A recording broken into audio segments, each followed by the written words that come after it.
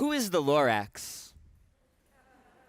Well, he was shortish and oldish and brownish and mossy, and he spoke with a voice that was sharpish and bossy.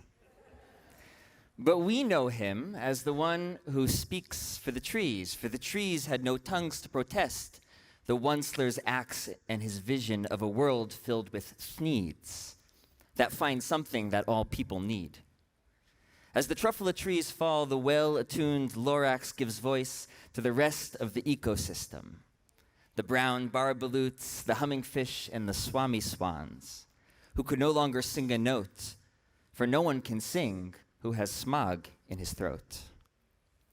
Again, who is the Lorax? The Lorax is a plea, now 51 years old, to see the natural world differently, to value it on its own terms, an imaginative leap back to the age when we knew how to listen to non-human voices, when the whole world shimmered with vitality, when we animated these beliefs through stories, when stories mattered. What more do we need to hear?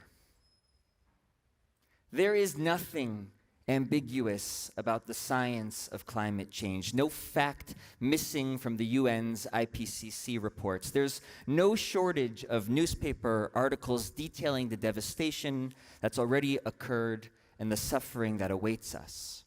A third of Pakistan was just underwater.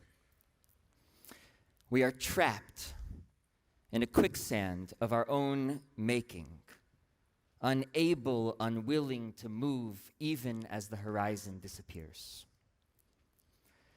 There's plenty of blame to go around. Corporations that prioritize shareholders over shared resources, politicians who stoke the flames of denialism while forests burn in our backyard, and the collective sum of our individual choices to eat, consume, and travel the way we do. But behind each of these failures is a story that drives our destructive action, a story so diffused in the air we breathe that we don't even realize how blackened our lungs have become, while the earth is wheezing beneath our feet. What is the myth that fuels climate change? What is the master story that we've unconsciously adopted that makes it so hard to break free from the cycles of belief and behavior that are destroying the world around us? I believe this is the most urgent question we can ask on the precipice of a new year, on the day we call Hayom Harat Olam, the day the world is conceived. Because myths are roots. Everything grows from them. Everything depends on them. And since they are concealed, we often don't know the extent of the rot until the tree topples, unless, the Lorax said, as he lifted himself through a hole in the sky, we can tell new stories and plant new roots. We are so entangled in the destructive myth that we barely notice how often it shows up in our lives. But once in a while, the sap rises, and what should have been sweet is instead bitter. It was my first day in Crescent City, California, where I'd spend the next 6 months farming on 15 acres of vegetables, orchard, and livestock. Paul and Julie Jo, the sweet couple who'd entrust me and 2 other totally inexperienced suburban kids with their family business, brought us into their backyard to watch Bessie give birth to her first calf. They actually named her Bessie. All right, and I've never seen anything like it. It was extraordinary. She paced in the pasture, grazed and grunted, occasionally resting on her front knees. We were there, but in a sense, she was alone, guided by whatever inherent and inherited wisdom she had within. The calf was born, And within 10 minutes, she was trying to stand up, to walk to her mother and feed for the first time, but she kept on falling back down. I could feel Paul's nervousness rising as he turned to me and said, if she isn't able to walk within the first 30 minutes, her value decreases by 50%. A calf with any physical disability fetches less on the market. And apparently, its first 30 minutes is determinative of her worth. I don't blame Paul. I saw his books, I watched him fall behind on his payments, admired how he persisted through exhaustion growing food and raising animals for milk and meat. But the story of a calf who is first and foremost a way to pay down the visa bill, that story is part of a larger story where nature has no meaning except as resources that could be harnessed to generate profit. Trees are valued for their lumber, land by what can be extracted from it, animals, fish, and birds by their caloric value. How did we arrive at a myth that frames the natural world this way, that strips intrinsic worth from the rest of creation? Amitav Ghosh, in his brilliant 2021 book, The Nutmeg's Curse, traces this ideology to the encounter between European colonizers and the indigenous peoples of the Americas, many of whom believed in the sacredness of earth and the vitality of trees, mountains, and rivers, people who were in dialogue with the natural world, who listened and interpreted to the stories of non-human actors with whom they shared the landscape. He writes, colonization was not solely a process of establishing dominion over human beings. It was also a process of subjugating and reducing to muteness an entire universe of beings that was once thought of as having agency and powers of communication. In other words, facing an indigenous ideology that gave voice and attributed wisdom to the natural world, the colonizers silenced that story, replacing it with the notion of a desacralized, inanimate earth. These mutings, Ghosh continues, were essential to the new myth of economic extraction, because in order to see something as a mere resource, we first need to see it as something that makes no moral demands of moral engagement with us. It is by representing a vast continuum of human and non-human beings as voiceless that the colonizer turns them into resources to be used as slaves and commodities. Stories generate relationships. When I know your story, where you come from, what you've seen and what you hope for, empathy becomes possible. I can feel your pain alongside you. Feel the call within to respond. When I know your story, my heart is tugged towards action, even when it's inconvenient, towards responsibility, even when it involves personal sacrifice. But by silencing the stories of people and plants, of earth, and everything that didn't look like them, the colonizers displaced living beings of all kinds from the realm of moral engagement. The consequences of this mythology bridge the ecological with the social, silencing the cries of the earth alongside the cries of the poor who are at the forefront of this unfolding tragedy. The brunt of a brazen treatment of earth is felt disproportionately by communities of color, the economically disadvantaged, and in a cruel irony, the very people whose lands were plundered by colonization will be punished again by the worst impacts of a changing climate their oppressors brought forth. We live in the aftershocks of this dangerous myth, and we barely even realize that the earth is shaking.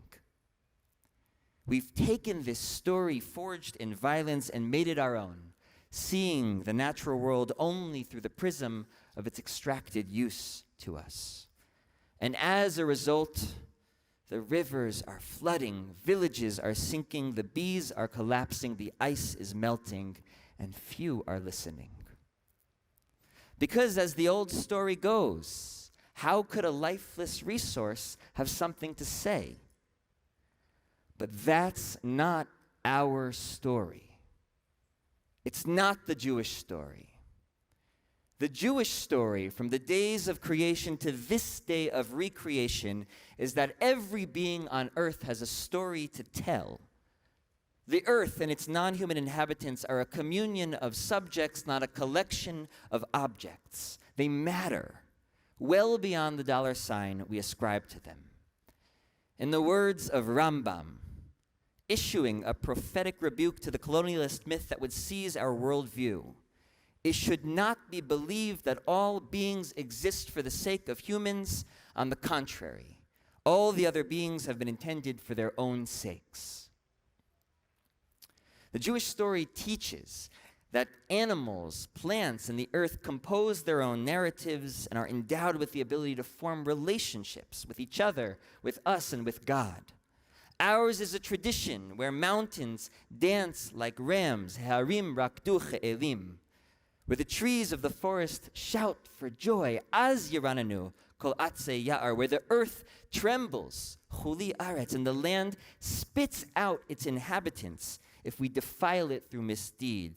V'taki ha'aretz et yoshveha.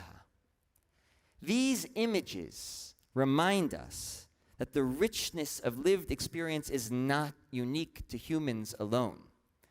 And when we learn to listen to the songs, cries, and stories of the world around us, moral engagement is demanded of us. We begin to pause and consider how our actions impact the living beings around us. The scientific reports, tragically, are not moving us to the paradigm shifts we need. And the colonialist myth clouds our vision, locking us into a way of living that we know betrays the true nature of the world around us. What we need are the old, new Jewish myths to show the fly the way out of the fly bottle. We need a new vocabulary that helps provide the psychic and spiritual energy necessary for the work ahead, which is extensive and touches on every sector of activity. That's why this isn't a sermon about the 10 things we should all do differently to mitigate the impact of climate change. That list exists, and we should do them. They'd really make a difference. But what we fundamentally need is for a new story to take root so deeply in our being that every decision draws from it. How we eat, build, travel, vote, prosecute and defend, invest and divest, how we live and love. Culture change always starts with stories, because stories help us see the world in a subjunctive mode, how it could be, not just how it is. Our task is to tell stories from the perspective of non-human voices, stories that give life to all the beings seen and unseen that inhabit a living earth. As Robin Wall-Kimmerer writes in Braiding Sweetgrass, our relationship with the land cannot heal until we hear its stories, but who will tell them? Let's start by telling our own. 2 men were fighting over a piece of land.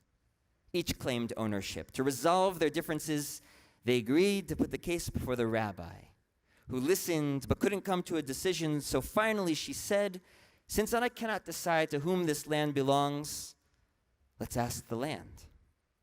She put her ear to the ground and straightened up. "Gentlemen, the land says that it belongs to neither of you, but that you belong to it." What would happen if we took this story seriously? If the voice of the land was considered when we made decisions about what to build, if forests were consulted before we turned them into pasture, if we asked the earth for permission to take from it because we belong to it. In 1855, a chief of the Cayuse tribe refused to sign a treaty because he felt that it excluded the voice of the earth. I wonder if the ground has anything to say, he asked.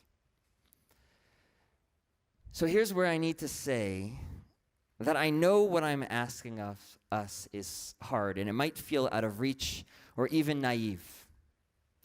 Okay, in my 20s, I spent 6 years farming, raising animals, growing food, wearing shoes much less often than what was socially acceptable. But listening to the earth? How? What does that mean? What language do trees speak? I'm not suggesting that the words or stories we attribute to other living beings are spoken with human language, but I am offering the possibility that through relationship, attention, and respect for the complexity of life around us, we can become translators of the earth's teachings. We can tell stories like scientists such as Suzanne Simard does about how healthy trees share nutrients with sick trees through fungal networks underground, even taking care of other species. Stories about how a tree that's being attacked by insects will produce pheromones that waft through the breeze, warning trees downwind to produce defensive chemicals to ward off the attack. We can call out the limited and arrogant assumption of the question, if a tree falls in the forest and there's no one around to hear it, does it make a sound? By teaching the words of the Yalkut Ruveni, whenever they cut down a fruit tree, the cry rings out from one end of the earth to the other. And then we should cry with the trees, for the trees, just as the Lorax once did. What I'm asking us to do is to become translators, to learn a foreign language by immersing ourselves in a culture, by listening to the birds in the morning or by resting under a tree in the park and asking, what can you teach me? Right? Think about a place that you love. A park, a campsite, a mountain, a lake. Have you ever felt an answer emerge from the quiet? What story could you compose from that answer? Okay, translation always leaves a little behind, but without translation, we'd be living in provinces bordering on silence. We would fall for the myth that says we're the only ones with Torah to teach. The story goes that the man who wrote down the oral Torah, Rabbi Yehuda Hanassi, was engaged in his learning when a calf being led to slaughter rested its head on the rabbi's lap and cried. He shouted, "Go! You were created for this purpose." At that moment, it was said in heaven, since he wasn't compassionate, let afflictions come upon him. For the next 13 years, Rabbi Yehuda Hanassi suffered from a toothache, until one day, his daughter was sweeping the house and found some weasels lying about. She was about to kill them when Rabbi Yehuda exclaimed, "Let them be! Rachamav al kol ma'asav." God's mercies extend to all of creation. I hope it doesn't take us 13 years. I hope we'll wake up to the cruelty and the arrogance of the old myth and bury it before too much suffering arrives. I hope this year is the beginning of telling a new story about how the earth shimmers with vitality. A year of learning to listen to the voices of all living beings and translating their wisdom into the urgent Torah of our time. To shift our course from collision to connection, the first step is to embrace a new story, from which the seeds of change must then be planted in every corner of the earth. Shana Tova.